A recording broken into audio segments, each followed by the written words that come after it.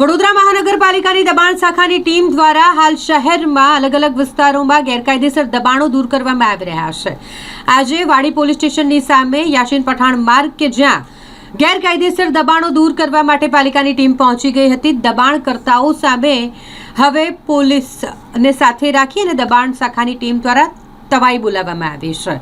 દબાણનો સપાટો બોલાવવામાં આવ્યો છે। ખાસ કરીને વાત કરીએ વાડી પોલીસ સ્ટેશનની સામેનો વિસ્તાર જ્યાં યાસીન પઠાણ માર્ગથી પાણીગેટ દરવાજા સુધીના રસ્તા પર રોડ લાઇનમાં આવતા તમામ લારી ગલ્લાના દબાણો ગેરકાયદેસર ફૂટપાથ તમામને દૂર કરવામાં આવ્યા છે। વોર્ડ નંબર 14ની ટીમને સાથે રાખીને દબાણ હટાવવાની કામગીરી કરવામાં આવી, જે અંતર્ગત અહીંથી એક ટ્રક ભરીને સામાન પણ જપ્ત કરવામાં આવ્યો છે। રોડ લાઇનમાં આવતા લારી ગલ્લા હોય કે પછી ફૂટપાથ હોય તમામ દૂર કરવામાં આવ્યું છે। ટ્રાફિકને અડચણરૂપ તમામ દબાણો હાલ દબાણ શાખાની ટીમ દ્વારા દૂર કરવામાં આવી રહ્યા છે। ધન ઉભો રોડ જે સ્વામિનારાયણ મંદિરનો અમારા વિસ્તારના કાઉન્સિલર શ્રી આપણા પૂર્વ ડેપ્યુટી મેયર નંદાબેન, સચિનભાઈ પાટડિયા તેમજ જેલમબેન ચોકસી અને હરીશભાઈ જીંગર ચારે ચાર કોર્પોરેટરની અમારી રજૂઆત હતી કે આ સ્વામિનારાયણ ભગવાનનું મંદિર છે, 150 વર્ષ 200 વર્ષ જૂનું છે।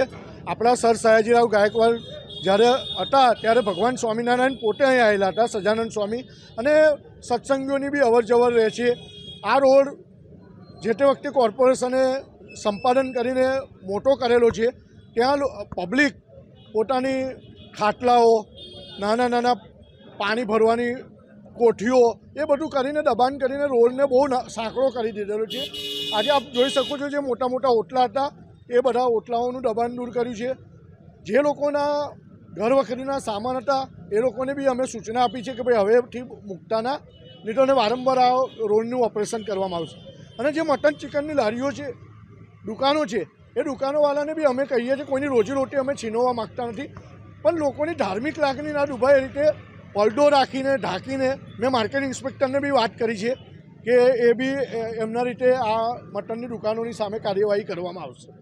જે રીતે વાત કરીએ તો અત્યારે પણ દબાણ ખોલવામાં આવ્યા છે, રોડ લઈને કેટલા દબાણો તો શું અત્યારે કેટલો સામાન જપ્ત કરવામાં આવ્યો? આમાં પાછળ એક ટ્રક ભરીને સામાન જપ્ત કરેલ છે અને હજુ બી કાર્યવાહી ચાલુ જ છે। પાણીગેટ દરવાજા સુધી અમે લેવામાં આવશે।